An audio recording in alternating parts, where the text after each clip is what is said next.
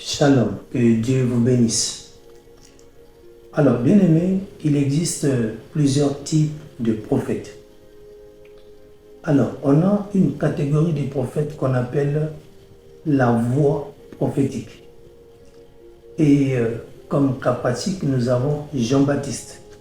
Et la Bible dit que c'est la voix qui criait dans le désert. Donc, Jean-Baptiste est le type de prophète qu'on appelle voix prophétique. Nous avons aussi des prophètes intercesseurs. À titre d'exemple, nous allons parler de Daniel, le prophète Daniel. Nous avons aussi des prophètes chamas ou encore des prophètes sentinelles. À titre d'exemple, nous allons parler d'Ézéchiel.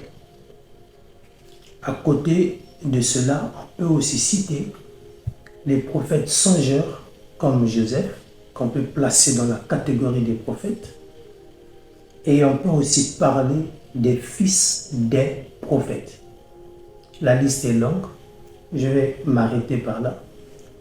Mais seulement pour cet enseignement d'aujourd'hui, nous allons mettre l'accent sur une catégorie de prophètes appelés prophètes voyants. Sûrement tu as déjà entendu parler du prophète voyant. Mais des fois tu te dis, c'est une invention propre au prophète. Parce que tu te dis que sûrement la Bible n'en parle pas. Et là tu me poses déjà la question de savoir, est-ce que prophète voyant est biblique?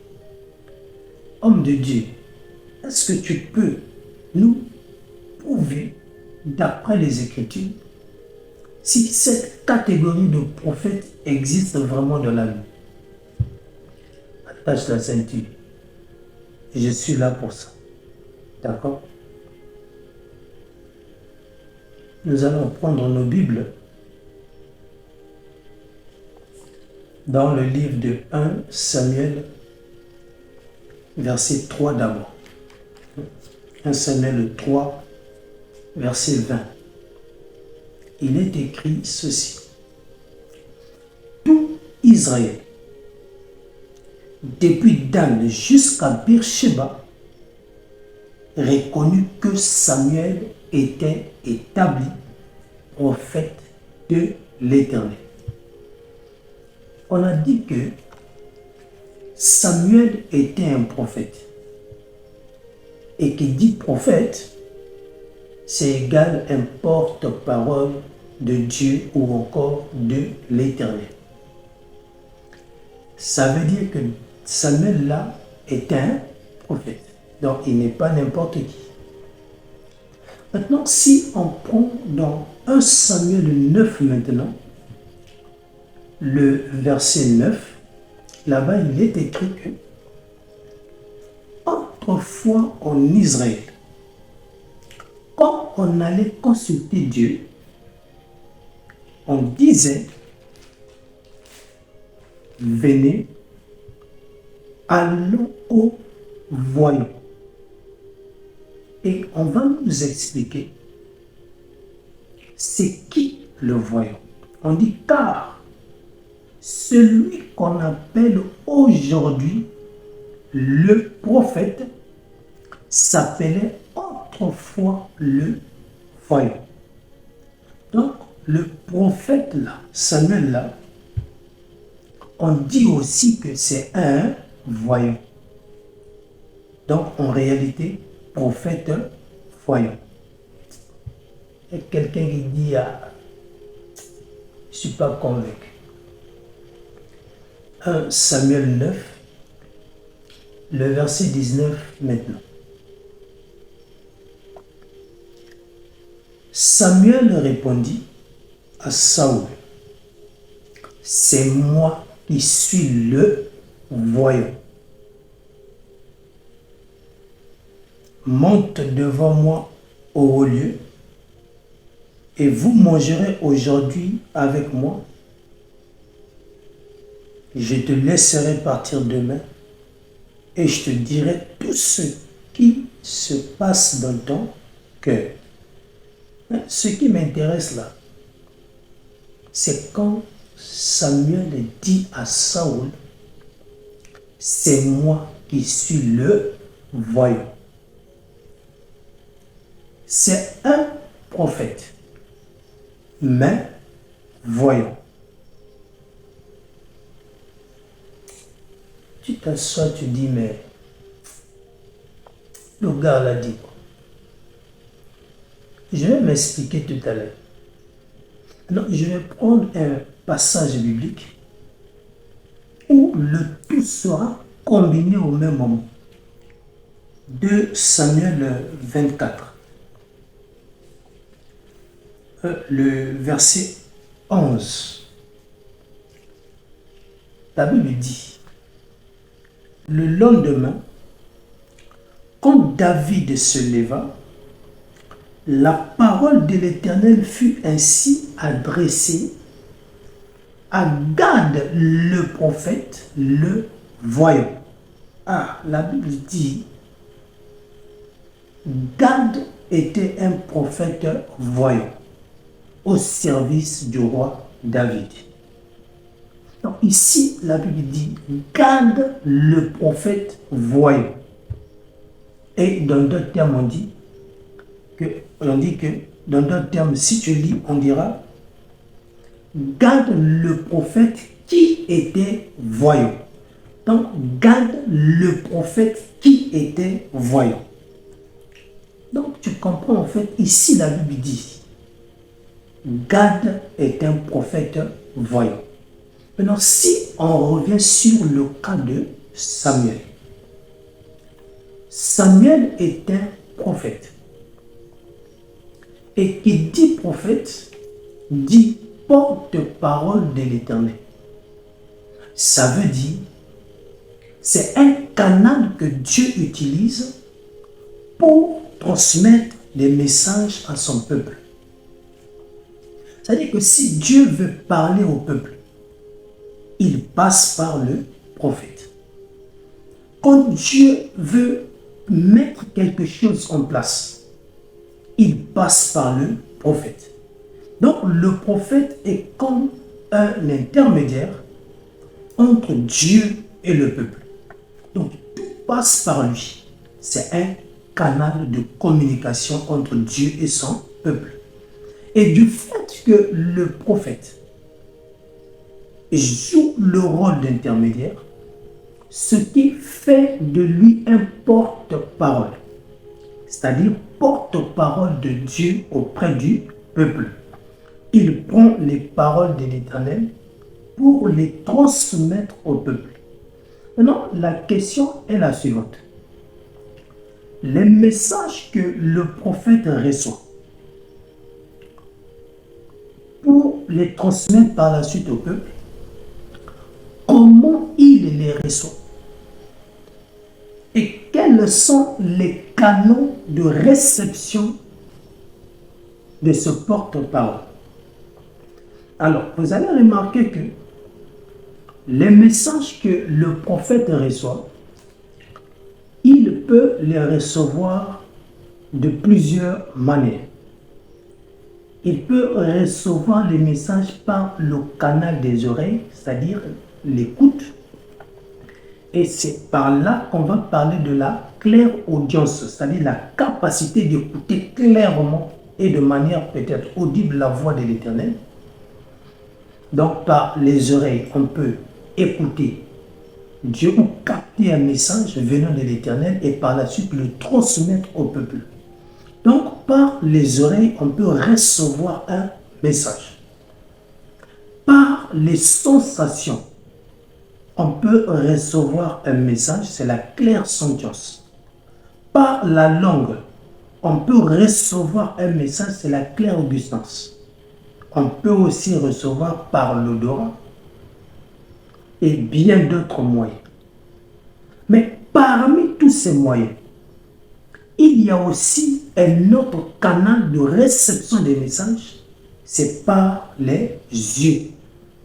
Et par les yeux, c'est là où l'on met l'action sur la vision dans la voyance ou encore la clairvoyance, c'est-à-dire la capacité à recevoir les messages par le canal de la vision.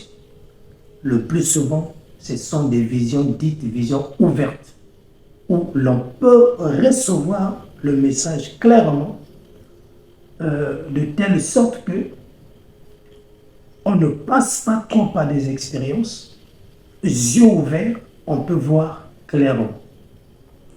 Donc, si tu comprends bien, prophète égale porte-parole. Celui qui est choisi par Dieu pour transmettre les messages de la part de l'Éternel. Nous avons posé une question, mais ce porte-parole-là, comment il reçoit les messages venant de Dieu? On comprend qu'il y a plusieurs canaux de réception, parmi lesquels il y a la vision. Et qui dit vision parle de voyance. Donc, le prophète voyant, donc si tu regardes bien, il combine au fait deux choses. Premièrement, sa capacité à être porte-parole, donc prophète. Et deuxièmement, sa capacité à percevoir le monde spirituel, passé, présent et futur. En fait, dans la dimension du voyant, il a la capacité de percevoir le monde spirituel et prendre les informations du passé, du présent et voire même du futur. Mais finalement, qu'est-ce que je vais dire par là? Donc en réalité, un prophète voyant, c'est un prophète ou soit une personne appelée au ministère de prophète qui exerce comme prophète, c'est-à-dire sa vocation ou sa mission de porte-parole de l'Éternel, c'est-à-dire la capacité à recevoir les messages de la part du Seigneur et les transmettre au peuple. La question a été posée maintenant, comment il reçoit les messages venant de Dieu? C'est par le canal de la vision, de la vue. C'est ça la voyance. Donc le prophète voyant, c'est celui-là qui reçoit les messages de l'Éternel par le canal de la voyance, par le canal de la vision ou encore par le canal de ses yeux. Donc lui, il reçoit par le canal des yeux. C'est quelqu'un qui voit clairement. C'est ça le prophète voyant. Celui qui capte les messages venant de l'Éternel par le canal des yeux, c'est-à-dire par le canal de la vision. Est-ce qu'on est d'accord?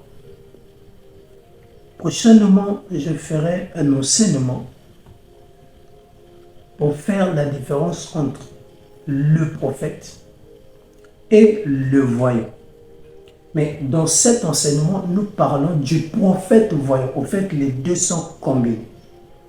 Donc, il y a prophète voyant, il y a prophète et voyant. Pourquoi? Parce qu'un prophète a plusieurs canaux de réception. Il peut recevoir par les oreilles, par les sensations, par la vue, par l'odorat ou le goût, ou soit par d'autres manières. Maintenant, quand on dit prophète voyant, là, on spécifie en fait le canal de réception de ce prophète. En fait, on nous montre que celui-là, ce prophète-là, voyant-là, lui, il reçoit par la vue. Maintenant, par contre, si l'on parlait seulement du voyant, là, ça devient autre chose. Parce que la voyance n'est pas un ministère. Mais c'est juste la capacité de voir. Rien à y voir avec un ministère. La voyance n'est pas un ministère. Mais prophète voyant, ça veut dire prophète de base, c'est-à-dire un porte-parole de l'Éternel, mais qui reçoit les messages venant de Dieu par le canal de la vue, c'est-à-dire par des visions. Donc il voit en permanence. Il peut voir les choses du passé, du présent et les choses à venir, les choses futures.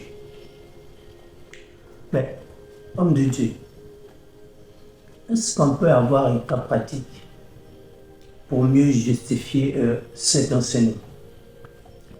Tu vas prendre ta Bible avec moi dans le livre de 2 Rois au chapitre 8 et nous allons lire du verset 7 jusqu'au verset 12 ou 13. On va voir selon la manière dont nous allons conduire les choses. Alors, ici nous avons un cas pratique qui parle au fait du prophète Élisée et d'Azaël. Alors, le verset 7. Élisée se rendit à Damas. Ben-Hadad, roi de Syrie, était malade et on l'avertit en disant: l'homme de Dieu est arrivé ici. Donc, Élisée, c'est le prophète. Ben-Hadad, c'est le roi de Syrie. Et la Bible dit que le roi là était malade. Et par la suite, on l'avertit que Élisée était arrivé. Et pour lui, il se dit que tiens, ça c'est une très bonne nouvelle.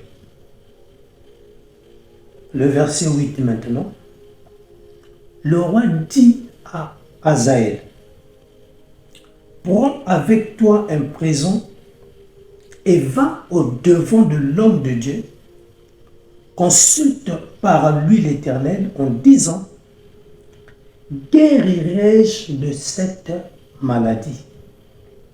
Donc le roi est malade, il apprend que le prophète est arrivé et il s'inquiétait de son état de santé.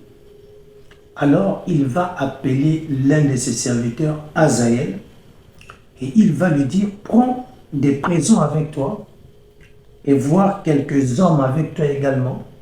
Va consulter pour moi l'Éternel auprès du prophète et savoir si je guérirai de cette maladie.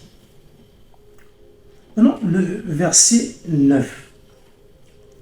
Hazaël alla au-devant d'Élisée, prenant avec lui un présent.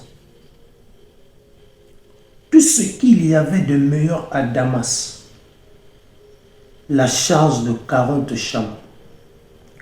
Lorsqu'il fut arrivé, il se présenta à lui et dit: ton fils Ben-Hadad, roi de Syrie, m'envoie vers toi pour dire: guérirai-je de cette maladie? 10.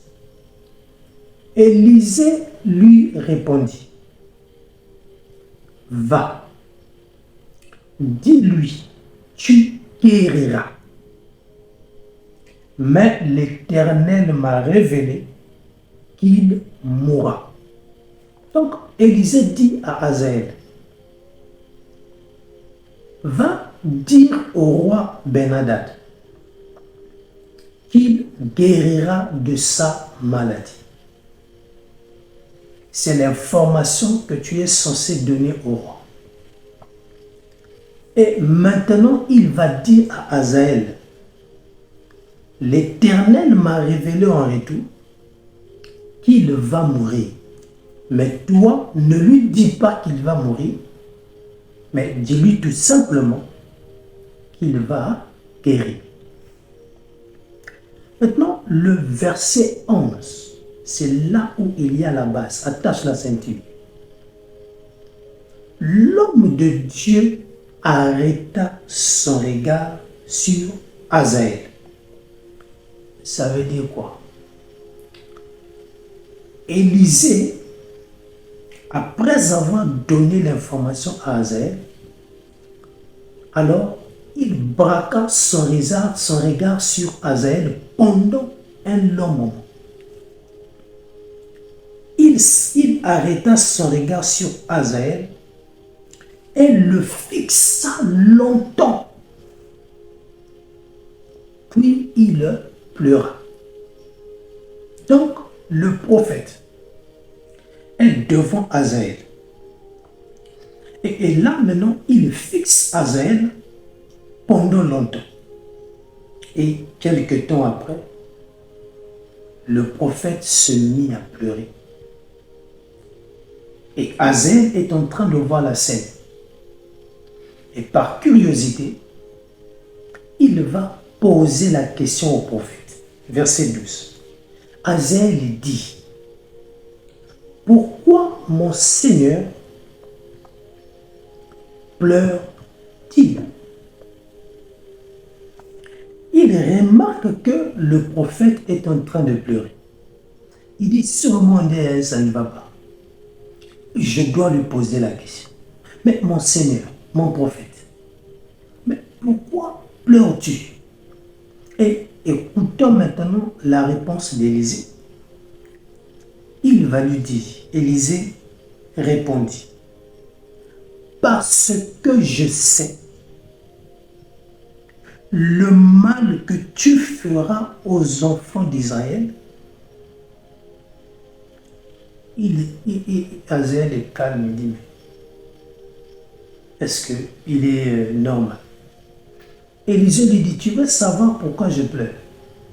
Je pleure tout simplement parce que je suis en train de voir le mal que tu feras au peuple d'Israël. Il va avancer le pied, puis lui attache la ceinture. Il lui dit, tu mettras le feu à leur ville forte. Tu tueras avec l'épée leurs jeunes gens. Tu écraseras leurs petits enfants. Et tu fendras le ventre des femmes enceintes. 13 maintenant. Azaël dit, mais qu'est-ce que ton serviteur se chante pour faire de si grandes choses? Élisée lui dit, l'Éternel m'a révélé que tu seras roi du ciel. 14. Azaël quitta Élisée et revint auprès de son maître qui lui dit, que t'a dit Élisée? Il répondit, il m'a dit, tu guériras. Alors, je t'explique. Le prophète arrive à Damas, d'après ce qui est écrit. Et on nous apprend que le roi Ben-Hadad était malade. Le roi s'inquiétait pour son état de santé et voulait savoir au fait ce que Dieu avait décidé pour lui. Donc il voulait connaître son sort. Et là il appelle l'un de ses éléments phares de confiance, Azaël. Il lui dit, prends un présent, va consulter pour moi l'Éternel auprès du prophète Élisée pour savoir si je pourrais guérir de cette maladie. Alors, il s'en va consulter le prophète. Le prophète lui dit, va et dis au roi, il sera guéri. Mais l'Éternel m'a révélé qu'il va mourir. En fait, il lui dit, va lui dire qu'il va guérir. Mais à toi, Azaël, je te dis qu'il va mourir. Azaël a pris l'info. Maintenant, quelques temps après, le prophète Élisée fixe son regard vers Azaël. Et la Bible dit pendant longtemps. Et par la suite, il se mit à pleurer. Mais qu'est-ce qu'il était en train de voir? Il était en train de voir le futur d'Azaël. Et là, Dieu, à l'instant, pouvait lui montrer de manière claire, sans passer par une expérience, que Hazaël allait être roi de Syrie à la place de Ben-Hadad après sa mort. Et cependant, Dieu ne s'est pas limité là, mais Dieu lui a montré encore la vie d'Hazaël quand il sera au trône. Dieu pouvait lui montrer comment Hazaël allait massacrer le peuple d'Israël en tuant les enfants, y compris même les femmes enceintes. Et en voyant cela, il se mit à pleurer. Donc, le prophète voyant, c'est quelqu'un qui a des visions ouvertes. Et on peut voir ici comment il effectue un déplacement vers le futur. Il peut aussi effectuer le déplacement dans le passé, être situé dans le présent et aller dans le futur pour capter les informations. Et vous voyez que c'est quelqu'un qui peut aller vers la vision aussi. Pourquoi? Parce que si nous repartons dans 1 Samuel 9, d'accord, et là-bas il est question où Saoul part consulter Samuel pour connaître exactement là où étaient partis les animaux de son père. Vous comprenez? Donc, on part le consulter pour connaître en réalité les oracles de l'Éternel ou qu'est-ce que Dieu dit. Donc, en fait, c'est quelqu'un qui peut aller vers la vision pour chercher ou prendre les informations, comme aussi la vision peut venir vers lui sans passer par beaucoup d'expérience. Attache la ceinture. Donc, c'est quelqu'un qui voit en permanence. Il ne force pas la vision. Mais lui, il a des visions automatiques. D'accord? Et pour lui, la vision, c'est un canal par lequel il capte les informations venant de l'Éternel. Donc, à partir du prophète voyant, on peut dire que la vision est une réponse céleste venant du ciel pour donner solution à une situation ou soit pour transmettre une information. Et voilà comment, lorsqu'il fixe ses regards vers Hazaël, il se mit à pleurer. Pourquoi? Parce qu'il était en train de voir les choses à venir et ce que Hazaël allait devenir. Voilà, bien-aimé, comment le prophète voyant opère. Il est là debout, il voit déjà le futur.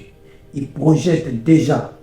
Dieu l'amène déjà dans le futur pour voir exactement ce qui va arriver. Mais est-ce qu'il est passé par? Non, il était là debout, il a fixé regard sur Hazaël et les larmes ont commencé à couler. Donc les larmes étaient en train de montrer en réalité les choses que Élisée était en train de voir. Comment Hazaël allait massacrer le peuple. Voilà, bien aimé, comment opère le prophète du voyant. Lui, il ne force pas la vision. Il ne cherche pas les codes prophétiques ou encore, voilà, il faut passer par le canal de quelqu'un. Non. Lorsque tu es prophète voyant, tu ne forces rien. Chez toi, la vision est automatique. Tu vois à tout moment, en permanence et à n'importe quel moment. En fait, tu opères dans la dimension du roré et du chosé, si je peux dire ça comme ça, si tu me permets de dire ça. Voilà. Donc, en gros, le prophète voyant n'a plus de secret pour toi. C'est biblique, ça existe. Ce n'est pas une invention des prophètes. C'est biblique car Gad était un prophète voyant. Samuel aussi était un prophète voyant. S'il vous plaît, on n'a pas dit le voyant, mais prophète voyant. Parce que voyant, c'est autre chose. Prophète aussi, c'est autre chose. Et prophète voyant aussi, c'est autre chose. D'accord? Je l'ai bel et bien expliqué. Un prophète, il a plusieurs canaux de réception. Le prophète qui réceptionne par la vision, c'est un prophète voyant. D'accord? Mais le voyant simple, c'est autre chose. Parce que même si Samuel pouvait dire, c'est moi le voyant, mais 1 Samuel 3:20 nous dit que Samuel est d'abord un prophète. Et par la suite, s'ajoute la dimension du voyant. Donc, ce qui revient à dire au fait que c'est comme quelqu'un qui combine deux choses. C'est-à-dire, il combine d'abord sa capacité à être porte-parole prophète et par la suite sa capacité à percevoir le domaine des esprits ou le monde spirituel, c'est-à-dire la voyance. Donc, en gros, on dit que c'est quelqu'un qui est porte-parole de l'Éternel, et les paroles de l'Éternel là, il les reçoit par le canal de la vision, c'est-à-dire la vue de la vision.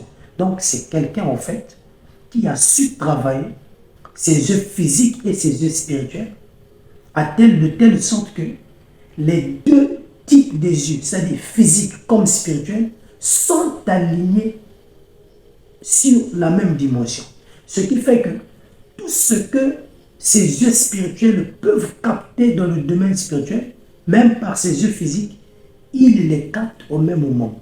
C'est ça qu'on appelle vision ouverte. Donc un prophète voyant, c'est quelqu'un qui opère à la dimension des visions ouvertes.